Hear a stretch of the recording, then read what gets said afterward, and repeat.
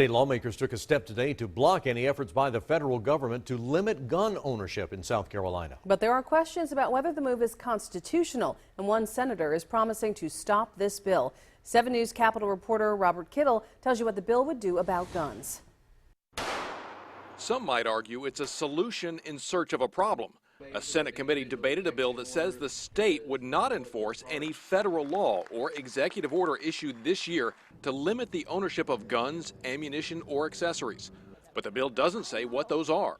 What's an example of what might happen where this would apply? Well, they were talking about registration. If they wanted us to aid in registration or even confiscation of certain type of ammunition, then the state just wouldn't comply. They would have to do that with federal resources. There's a question about whether this bill would even be constitutional, because generally a state cannot pass a law that goes against a federal law. But supporters say this would not go against federal law or a presidential order. It just says the federal government would have to enforce it, not the state. Critics say the bill is unnecessary. I think we are, again, passing legislation to thumb our nose at this president.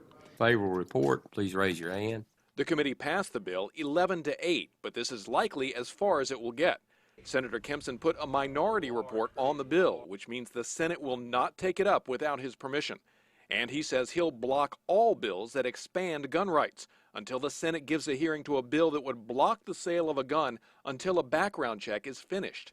Accused Charleston shooter Dylan Roof should not have been allowed to buy a gun, but his background check was delayed, and the store was legally allowed to sell it even though the background check wasn't complete. In Columbia, Robert Kittle, 7 News.